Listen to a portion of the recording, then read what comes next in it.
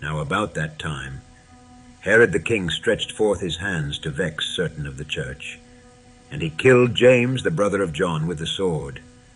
And because he saw it pleased the Jews, he proceeded further to take Peter also. Then were the days of unleavened bread. And when he had apprehended him, he put him in prison, and delivered him to 4 quaternions of soldiers to keep him, intending after Easter to bring him forth to the people.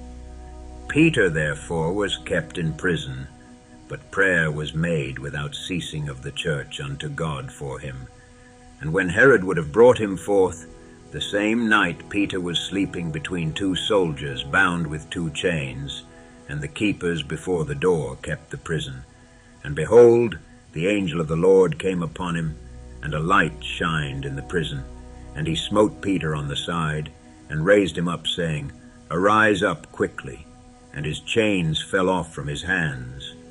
And the angel said unto him, Gird thyself, and bind on thy sandals. And so he did. And he saith unto him, Cast thy garment about thee, and follow me. And he went out and followed him, and wist not that it was true which was done by the angel, but thought he saw a vision. When they were past the first and the second ward, they came unto the iron gate that leadeth unto the city, which opened to them of his own accord. And they went out, and passed on through one street, and forthwith the angel departed from him. And when Peter was come to himself, he said, Now I know of a surety that the Lord hath sent his angel, and hath delivered me out of the hand of Herod, and from all the expectation of the people of the Jews. And when he had considered the thing, he came to the house of Mary, the mother of John, whose surname was Mark, where many were gathered together praying. And as Peter knocked at the door of the gate, a damsel came to hearken, named Rhoda. And when she knew Peter's voice, she opened not the gate for gladness, but ran in, and told how Peter stood before the gate. And they said unto her, Thou art mad. But she constantly affirmed that it was even so. Then said they, It is his angel.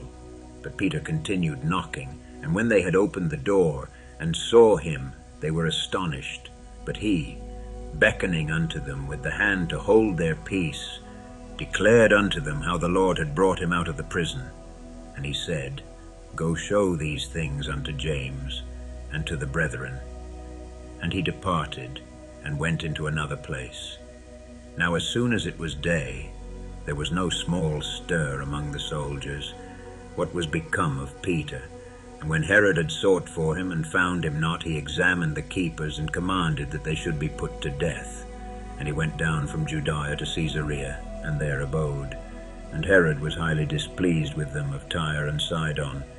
But they came with one accord to him, and having made Blastus the king's chamberlain their friend, desired peace, because their country was nourished by the king's country. And upon a set day, Herod, arrayed in royal apparel, sat upon his throne, and made an oration unto them. And the people gave a shout, saying, It is the voice of a God, and not of a man. And immediately the angel of the Lord smote him, because he gave not God the glory. And he was eaten of worms, and gave up the ghost. But the word of God grew and multiplied. And Barnabas and Saul returned from Jerusalem, when they had fulfilled their ministry, and took with them John, whose surname was Mark.